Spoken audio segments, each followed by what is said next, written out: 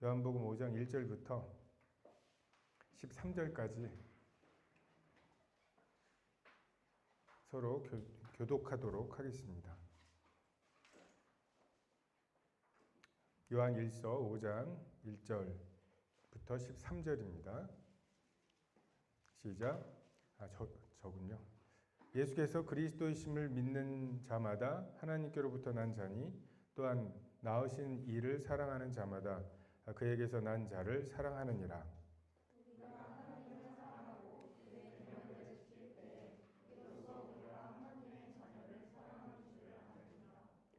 하나님을 사랑하는 것은 이것이니 우리가 그의 계명들을 지키는 것이라. 그의 계명들은 무거운 것이 아니로라.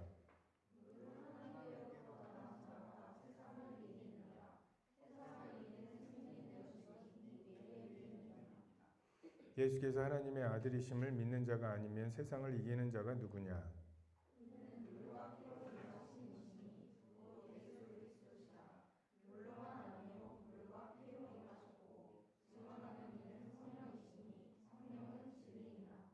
증언하는 이가 셋이니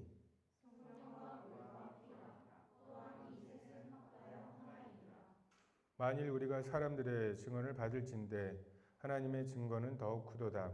하나님의 증거는 이것이니 그의 아들에 대하여 증언하신 것이니라.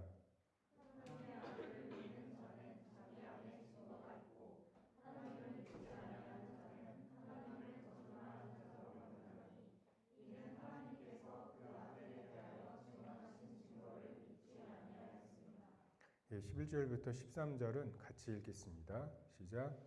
또 증거는 이것이니 하나님이 우리에게 영생을 주신 것과 이 생명이 그의 아들 안에 있는 그것이니라. 아들이 있는 자에게는 생명이 있고 하나님의 아들이 없는 자에게는 생명이 없느니라. 내가 하나님의 아들의 이름을 믿는 너희에게 이것을 쓰는 것은 너희로 하여금 너희에게 영생이 있음을 알게 하려 함이니라.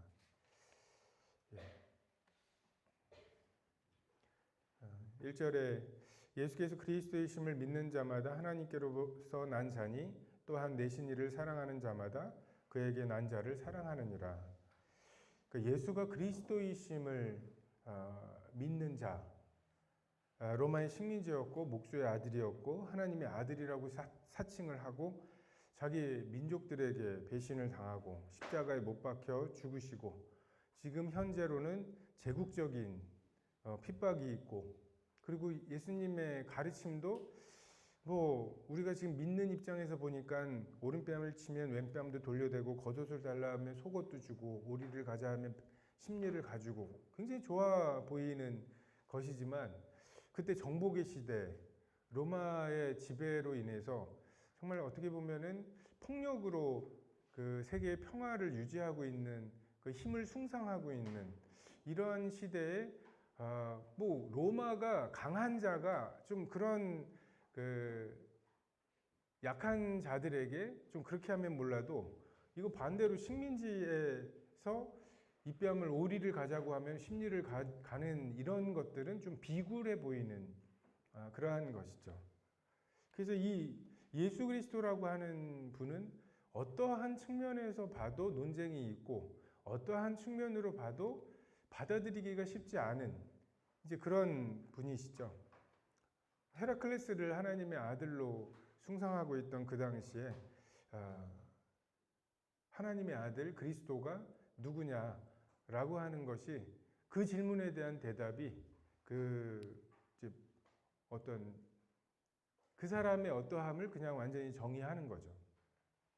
하나님께서로서 난 자만 예수를 하나님의 보내신 자 그리스도로 영접합니다. 헤라클레스의 길을 버리고 그 예수의 길로 가자. 나랑 같이 죽자. 그럼요. 그럼 나랑 같이 부활한다. 정말 이해하거나 받아들이거나 그리고 그것을 실행하려고 볼 때 그 눈앞에 보이는 굉장히 많은 장벽이 있는데 그것에 대해서 그러죠. 라고 따라 나서는 사람들, 이 사람들이 하나님께 속한 사람들, 하나님께로부터 난 자들입니다. 2절에 우리가 하나님을 사랑하고 그의 계명들을 지킬 때 이로써 우리가 하나님의 자녀 사랑하는 줄을 아느니라. 하나님의 사랑, 그리고 그 계명을 지키고 하나님의 자녀를 사랑하는 것, 이 100세에 가까운 사도 요한이 정말 뭐 예수님 다녀가신 직후에 있었던 뭐 엄청난 핍박과 또 그것에 대응해서 그 사도들의 어떤 역사, 그 복음이 전파되고 곳곳에 그 교회가 세워지고 이것이 전파되어 가는 뭐 그런 정말 한 몇 개월 만에 한 번 방문하면 그 몇 개월 동안에 있었던 그 수많은 간증들만 해도 충분한 메시지가 될 만한 그런 시기가 있었겠죠. 그런데 예수님이 다녀가신 지 60년에서 70년이 지난 70년이면은 지금 우리가 해방된 게 1940년이니까 6.25가 53년에 끝났잖아요. 6.25 전쟁이 끝난 지가 지금 70년이 됐거든요. 그러니까 그런 느낌인 거죠. 6.25 때 고생했던 얘기, 6.25 때 이러이러한 일들이 있었다는 그런 얘기들이 우리에게는 좋으셨겠네요. 배고프시면 라면이라도 끓여 드시지. 뭐 이런 현실감이 없는 얘기처럼 들리는 것처럼 이 당시도 이제 그렇게 생각이 되고 그분들도 고민이 많았을 거예요. 지금 우리가 고민이 있고 장로님들 모이면은 이 믿음의 바통을 어떻게 넘겨줄 건가? 교회가 옛날 같지 않고 막 성도들도 옛날 같지 않고 세상도 옛날 같지 않고 그러니까 교회에서 가르치던 게 세상에서 가르치는 거랑 그렇게 많이 다르진 않았거든요. 학교에서 하지 말라는 거랑 교회에서 하지 말라는 거랑 집에서 하지 말라는 게 비슷비슷했어요. 근데 지금 이제 뭐 인권이라는 이름으로 뭐 어떤 자아 실현이나 이런 것들에 대한 빗장들을 다 풀고 있죠. 학교에서도 보면 그 인권 조례나 뭐 이런 것들을 통해서 그 학생들의 뭐 어떠함에 대해서 제한하지 말아라. 그리고 뭐 그 고등학교 엄마 아빠들의 이야기 막 이런 것들이 그 드라마로 나와서 뭐 그 정도 예쁘고 그 정도 멋있는 남자 여자애가 그 주인공이 되면 우리가 이 가드를 내리게 되죠. 납득이 되게 되고. 그러니까 정말 이런 상황 속에서 어떻게 우리가 믿고 있는 이 믿음을 전수해 줄 수 있을까? 그것에 대해서 굉장히 많은 논의와 또 이렇게 해야 된다.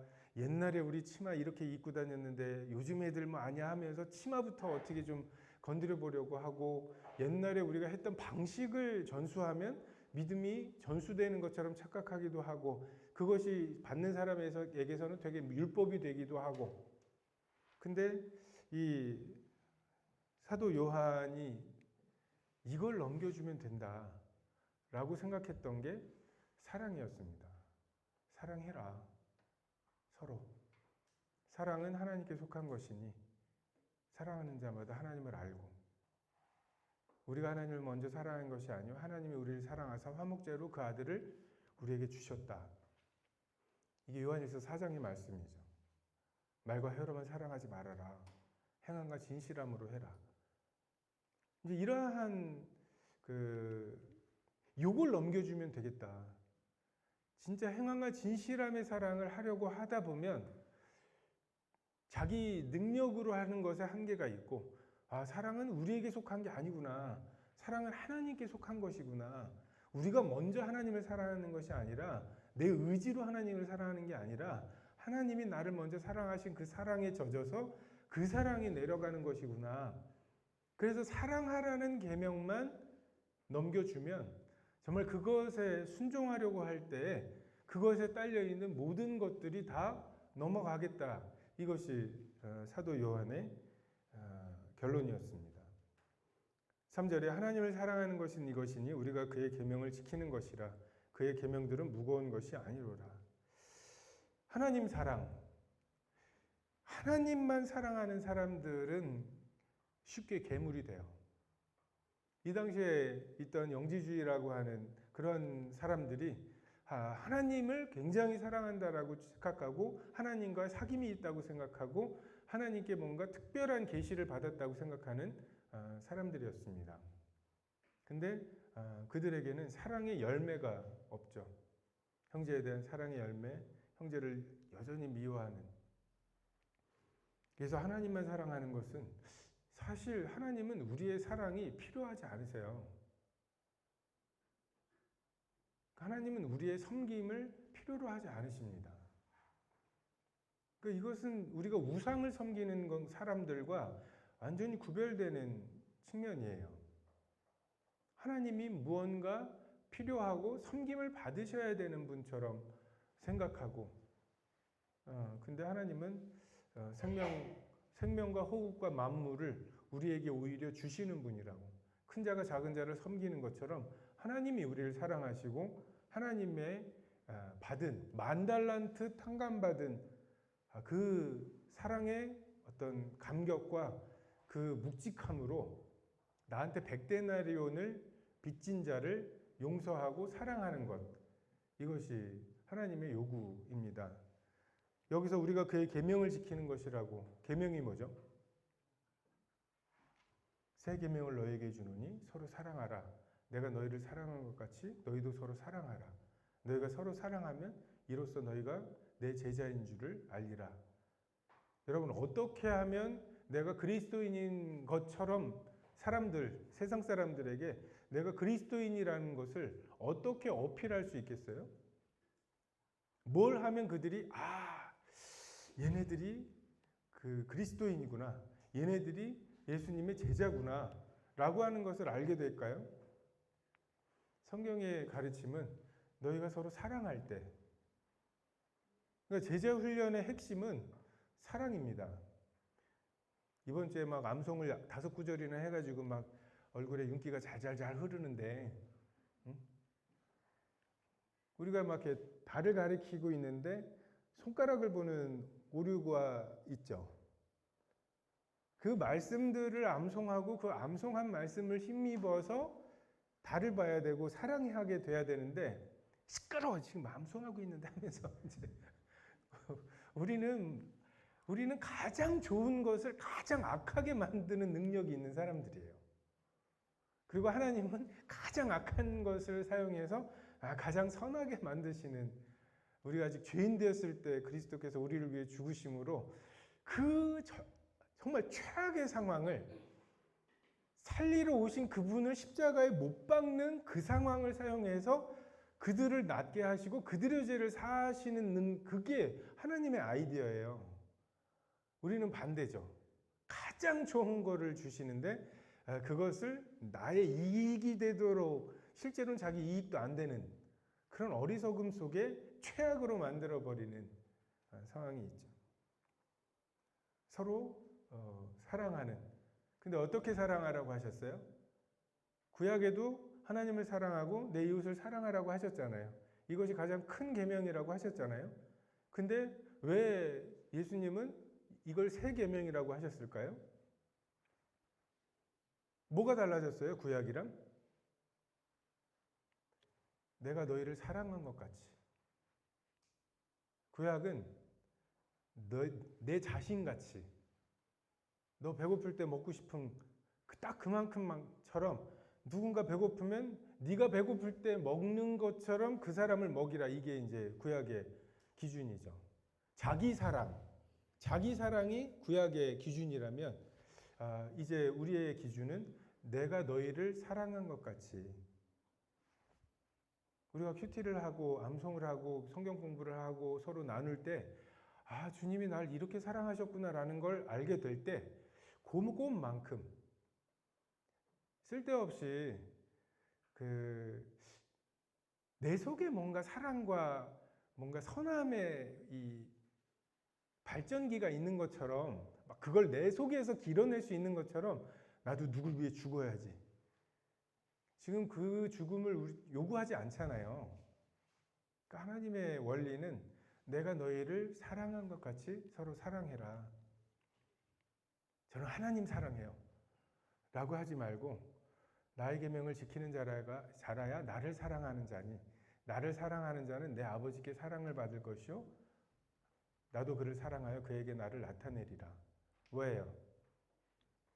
나 사랑할 거면 내 계명을 지키라고. 내 계명이 뭐라고요? 내가 너희를 사랑한 것 같이 너희도 서로 사랑하라고. 구약에는 계명이 2개였죠. 하나님 사랑과 이웃 사랑이었어요. 근데 지금 예수님께서는 그 2개의 계명을 하나로 만드셨어요. 나 사랑해? 그것을 내 이웃을 그리고 내가 너희를 사랑한 것까지 사랑하는 것으로 바꾸라고. 그러니까 하나님 사랑하지 마시고 하나님 사랑하는 만큼 형제를 사랑하시고 이웃을 사랑하시되 어떻게 사랑해요? 내가 너희를 사랑한 것 같이. 하나님이 나를 사랑하신 것 같이. 그분이 말로만 사랑하신 게 아니잖아요. 나 말씀 분명히 줬다. 내 계명 줬다. 어떻게 살아야 되는지 알았지. 이걸로 안 되는 걸 아시고 육신을 입고 이 땅에 오신 것처럼 그분의 의무가 아니었는데 그것을 자기의 짐으로 여기시는 것처럼 그렇게 사랑해야 하죠. 이 계명이 율법이 되는 사람들이 있죠. 차라리 주일 성수나 11조 아니면 암송 체크 이게 편하지. 또 사랑해야 돼. 내 속에서 사랑하는 것이 솟아나지 않을 때 이것은 무거운 계명입니다. 결혼한 사람들끼리는 그런 얘기가 있어요. 공처가가 애처가보다 낫다. 애처가는 진심을 담아야 되거든요. 공처가는 그냥 무서워서 하는 것처럼 그냥 오늘 무슨 날이지? 100일 된 날이네. 챙기면 돼요. 그냥 표정만 적당하게 관리하고 애처가로 사는 거 정말 하나님과의 관계가 그냥 의무와 복종의 관계 또는 그 왕과 백성 또는 그 사령관과 군사의 어떤 이런 관계가 단순하고 편안합니다. 근데 주님이 우리를 그렇게 안 대하시고 우리도 주님께 그렇게 대하지는 않아야 되는 서로 사랑하는 관계여야 되는 것이 오히려 힘들 수가 있어요. 무거운 계명일 수가 있습니다. 4절에 대저 하나님께로 난 자마다 세상을 이기느니라. 세상을 이김은 이것이니 우리의 믿음이니라. 예수께서 하나님의 아들이심을 믿는 자가 아니면 세상을 이기는 자가 누구냐? 하나님께로부터 난 자. 예수님도 성령으로 잉태되셨죠. 우리도 성령이신 말씀. 성경에서는 말씀을 하나님이라고 하시고 말씀을 아들이라고 하시고 내가 너에게 이른 말이 영이요 생명이라고 성령이 말씀이라고. 여러분 말씀이 하나님이에요. 그것도 삼위 하나님이세요. 그래서 우리가 거듭난 것이 썩어질 씨로 된 것이 아니잖아요. 항상 있는 말씀으로 된 거잖아요. 그러니까 예수님이 처녀에게서 성령으로 잉태되신 것처럼 우리도 인간의 도움이 전혀 없이 인간의 생명력이 조금 더 섞인 것이 없이 그분의 성령이신 말씀으로 우리가 잉태된 거예요. 그래서 우리의 생명이 예수님의 생명과 본질적으로 같습니다. 그래서 예수님께서 세상을 이기셨잖아요. 예수님께서 그 유혹이나 사탄의 이야기들을 들으시면서 맞아. 이것만 하면 되는데 이 유혹을 받으셨을까요? 예수님께서 배고파 죽겠는데 이걸 못 먹게 하시다니 아니야. 이러셨을까요? 그러니까 예수님의 세상을 이기신 이김은 금욕이 아니었어요. 의지가 아니었다고요. 뭐였어요? 그분의 핵심은 믿음이었죠. 이 세상을 다 준다고 하는데 예수님에게는 그게 별것이 아니잖아요. 육신의 종일과 안목의 종일과 이생의 자랑이 가득해요. 우리가 꿈꾸는 모든 것이 다 있어요. 근데 예수님이 찾으시는 건 아버지의 사랑이었죠. 이 세상과 세상에 있는 것들을 사랑하지 말아라. 이 세상에 있는 것들은 육신의 정욕과 안목의 정욕과 이생의 자랑이니 다 세상으로부터 온 것이 아버지께로부터 온 것이 아니라고. 그 속에는 아버지의 사랑이 없다고. (40일을) 굶은 사람의 배고픔이나 성전에서 뛰어내려서 정말 그 당시 종교 지도자들 앞에서 야, 저 그리스도 아니야? 라고 하는 인정을 받으면 굳이 십자가 지지 않아도 좀 수월하게 갈 수 있는 이런 유혹들. 근데 예수님에게는 믿음이 있으셨어요. 이게 별것이 아니라는 믿음, 영원하지 않다고 하는 믿음. 이것이 있을 때 우리는 이 세상을 이길 수가 있습니다. 주 달려 죽은 십자가, 우리가 생각을 할 때 세상에 속한 모든 것 헛된 줄 알고 버리네. 우리가 포기해야 된다고 생각하는 많은 것들, 그것 때문에 예수님을 영접하기가 아직은 어렵다고 말하는 그 많은 것들이 예수님께 대한 믿음으로 정말 그분이 사셨던 가치관, 그분이 무엇을 위해 사셨는지 이것들을 우리가 생각할 때 예수님은 무엇이든지 이루실 수 있었잖아요. 근데 그분 그렇게 안 하셨다는 거죠. 6절에 이는 물과 피로 임하신 자니 곧 예수 그리스도시라. 물로만 아니라 물과 피로 임하셨고 증거하는 이는 성령이시니 성령은 진리니라. 증거하는 이가 셋이니 성령과 물과 피라. 또한 이 셋이 합하여 하나이니라. 이 당시에 침례받을 때 예수라는 사나이에게 하나님이 영에 임하시고 성령님이 임하셨다가 겟세마네 동산에서 성령님이 떠나가셨다고. 그러니까 그 당시 헬라 사람들에게는 이렇게 복음을 전하는 게 예수님을 영접하게 만드는데 훨씬 낫다는 거죠.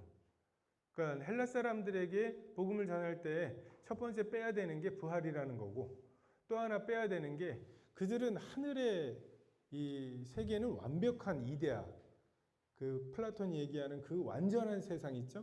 근데 이 땅은 지지고 볶고하는 이런 세상이에요. 그래서 이 하늘과 이 영적인 거, 보이지 않는 세계와 이 육체가 있는 이런 물질 세계와는 완전히 동떨어져 있다고 생각을 했어요. 그 대표적인 사상이 헤라클레스죠. 뭐 헤라클레스 읽어보면은 보통의 사람은 한 가지도 이룩할 수 없는 그런 과업들을 뭐 몇 가지를 막 메두사를 이렇게 뭐 한다든지 아니면 창도 안 들어가는 사자를 그 잡는다든지 그 사자를 그 갑옷으로 입고 다니잖아요. 이제 그런 일들을 하는 거예요. 그것을 통해서 말하고자 하는 게 뭐예요? 이상 세계로 니네는 올 수 없다. 그러니까 신들의 세계에 가장 가까운 인간이 헤라클레스인데 헤라클레스는 이 정도의 사람이다. 너 이거보다 더 나을 자신 있어? 없으면 그냥 여기서 살아. 이게 이제 헬레니즘 또는 그 휴머니즘이죠. 그 인본주의라고 하는 것의 핵심이거든요. 굉장히 뿌듯해했어요. 다들 신들의 세계로 넘어가려고 피라밋 만들고 뭔가 피라밋 속에다가 막 이렇게 오만 것들 만들고 진시 황제도 막 그 도자기로 사람 만들어 갖고 막 이러는 세계 속에서 그들의 그런 우린 갈 수 없다. 그건 우리의 영역이 아니야. 우린 여기서 그냥 잘 사는 게 현실적인 게 인간이 최고의 가치다. 이것을 발견한 것은 그들에게 있어서 굉장한 뿌듯함이었죠.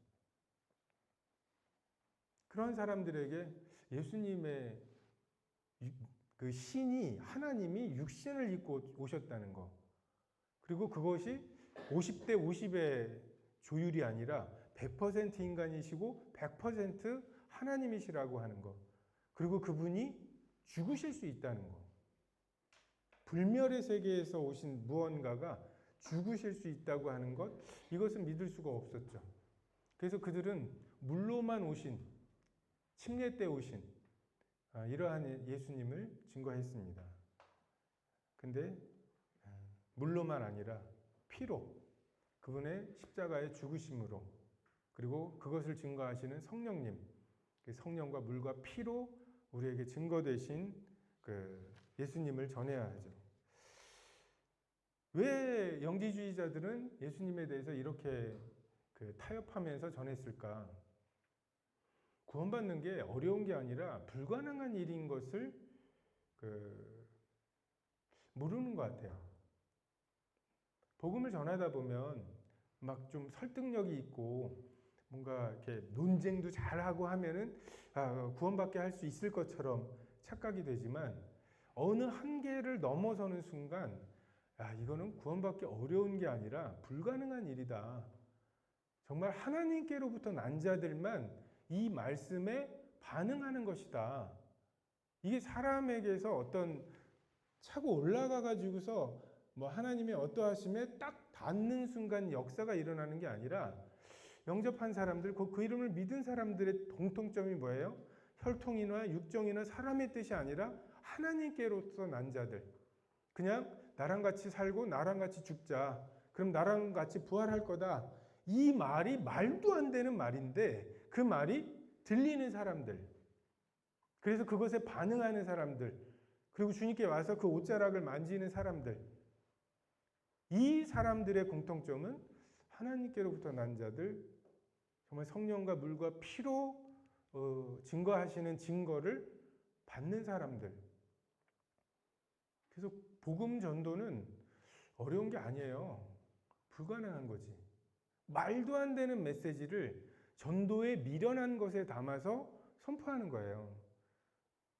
하나님이 우리에게 전도하라고 하셨지, 복음을 전하라고 하셨지, 구원시키라고 하지 않으셨어요. 우리는 이 한계를 분명히 해야 합니다. 우리는 꿋꿋하게 이 복음을 전하는 거예요. 증거하는 것이고, 때로는 말로, 때로는 서로 사랑하는 우리의 삶으로. 근데 그것에 대해서 받거나 말거나에 대해서 우리가 관여할 바가 아니에요.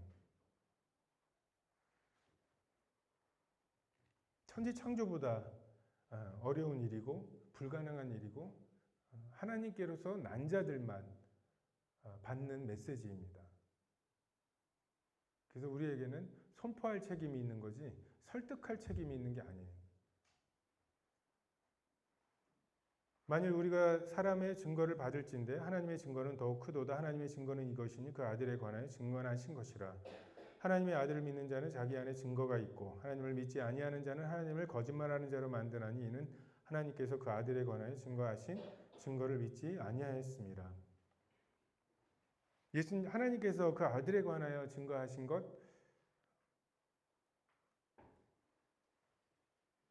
부활이죠. 내가 이 아들을 얼마나 흡족하게 여기는지. 근데 부활을 전해보면 부활 때문에 떠나가는 수많은 사람들이 있고요. 그리고 부활 때문에 남는 사람들이 있습니다. 참 조롱하면서 떠나가는 아직도 그 수준이야? 아이, 우린 졸업했는데 하면서 떠나가는 사람들. 그래서 자기 안에 증거가 있는가? 정말 하나님께서 주신 증거가 있는가? 예수님께 대한 인격적인 믿음이 있는가? 그리고 하나님과 성도, 교회, 이웃에 대한 사랑이 있는가? 사랑이 생겼는가? 그리고 빛에 대한 사모함, 그리고 거룩함에 대한, 그리고 죄에 대한 새로운 감각, 이러한 것이 내 마음속에 생겼는가? 또 세상에 대한 승리가 있는가? 그리고 새로운 가치관이 생겼는가? 제가 볼 때 가치관은 돈과 시간이에요. 여러분의 돈과 시간에 대한 새로운 가치관이 생겼습니까? 이런 리프트 만드는 것 때문에 지금 교회적으로 헌금하고 있는데 이것에 대한 이 광고를 들을 때 여러분에게 뭔가 내 몫은 내가 해야 될 것은 어느 정도까라는 뭐 이런 생각들이 드세요? 이것에 대한 뭔가 내 속에서 반응하는 것이 있나요? 교회 일들에 대한 교회의 누군가를 위한 6천만 원이거든요. 성도들이 지금 한 300명 정도 돼요. 20만 원꼴이에요. 그렇다고요. 이것이 여러분에게 어떠한 마음을 일으키는지 이것이 여러분의 변화된 가치관 정말 나밖에 모르고 나에게 이득이 되느냐가 기준이었던 나의 삶이 어떤 말씀을 통해서 그리고 내 속에 예수가 그리스도시다. 저렇게 사신 분, 저렇게 죽으신 분이 그리스도시고 하나님은 그를 지극히 높여 부활하게 하셨고 하나님 우편에 앉히시는 삶이 저거다. 저걸 기준으로 내 삶을 심판하실 거다. 이게 내 마음에 믿어질 때 나의 가치관은 변화해야 마땅합니다. 또 증거는 이것이니 하나님이 우리에게 영생을 주신 것과 이 생명이 그의 아들 안에 있는 그것이니라. 아들이 있는 자에게는 생명이 있고 아들이 없는 자에게 하나님의 아들이 없는 자에게는 생명이 없느니라. 생명이 있는 자, 죽은 자, 그 가장 큰 차이는 감각입니다. 죽은 사람은 태워도 돼요. 묻어도 되고요. 근데 조금이라도 생명이 붙어 있는 사람을 그렇게 하면 그 감각이 기겁을 하죠. 아들로 인해 생긴 감각, 아들의 인격과 성품에 그 부합하는 감각, 정말 역해서 못 넘기겠는, 이건 내 속에 들어가면 안 되겠다라고 하는 나의 그 감각들이 있는 것처럼 우리에게 주신 생명, 이것 때문에 생긴 새로운 의로움에 대한 부담, 이거 해야 되는데, 이게 내 몫인데, 또 다른 한편으로 죄에 대한 새로운 감각, 이것은 들어오면 안 되겠다 라고 하는, 유일하신 참 하나님과 예수 그리스도와의 사귐, 이게 영생이죠. 하나님은 우리에게 영생, 하나님과의 사귐을 주셨습니다. 다시 동산에 하나님이 거니실 때 밝은 모양으로 달려나가 맞이할 수 있는 마음을 주셨어요. 우리와 하나님 사이를 가로막고 있었던 죄, 그 죄의 부끄러움과 내가 벗었으므로 두려워하여 숨었나이다. 이러한 것을 우리가 아직 죄인 되었을 때 그리스도께서 죽으시는 그 죽음을 통해서 하나님 나 아직 사랑하시는구나. 가죽옷을 지어 입히시는 하나님을 통해서 하나님께 나아갈 때 가죽옷이 필요하구나. 하나님이 이 가죽옷으로 나의 부끄러움을 가려주시는 것을 보면 아직 하나님께서 나에게 사귐을 갖기를 원하시는구나. 이런 확신이 드는 거죠. 이게 하나님이 우리에게 영생을 주셨다는 것입니다. 이 모든 것의 공로가 아들에게 있어요. 이 영생이 아들 안에 있습니다. 이것이 구원의 핵심이죠. 영지주의자들은 막 깨달았다고, 자기는 신령한 어떤 지식을 얻었다고, 이것을 자랑하면서 자기는 하나님과 사귐이 있다고, 너는 그런 거 없지? 이런 식으로 우쭐해 했습니다.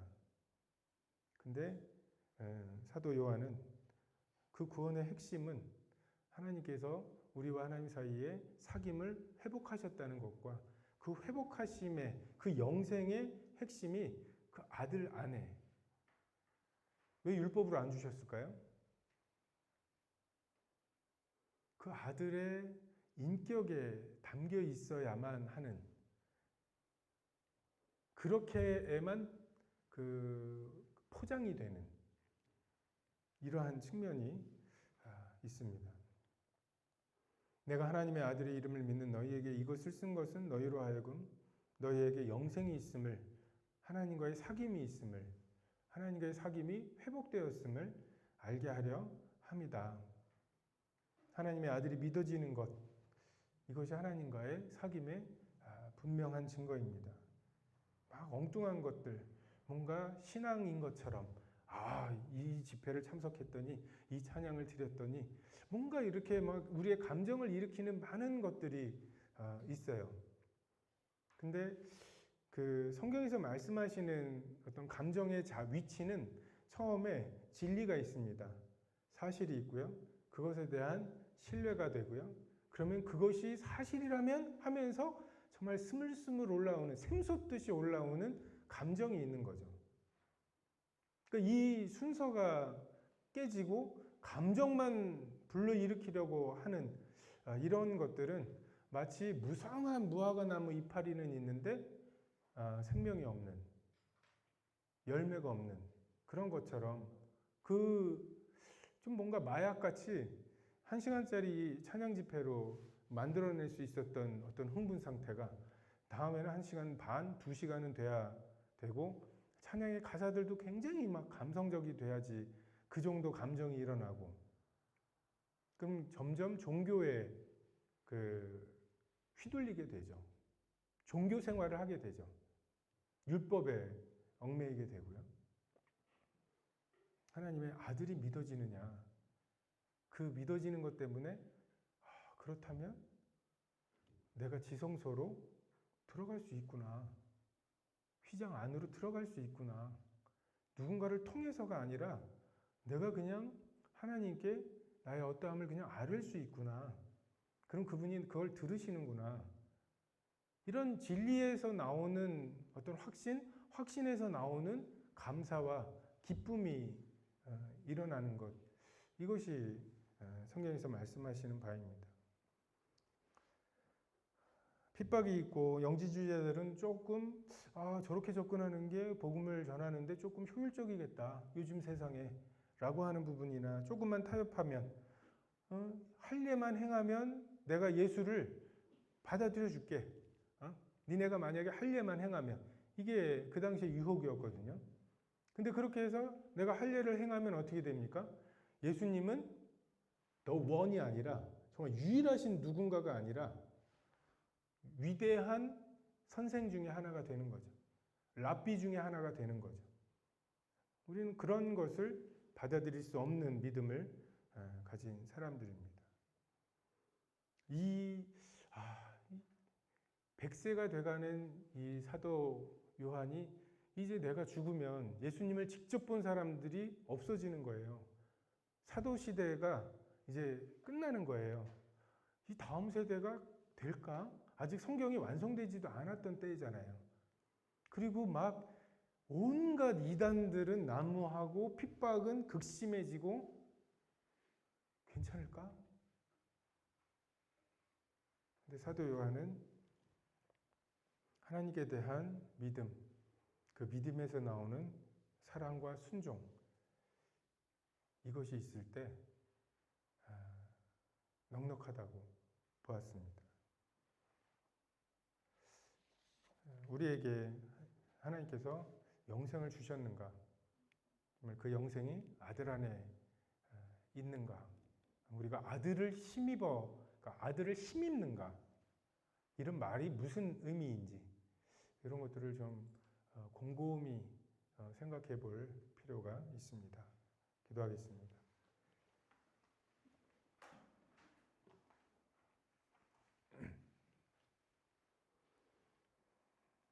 참 하나님의 작품입니다.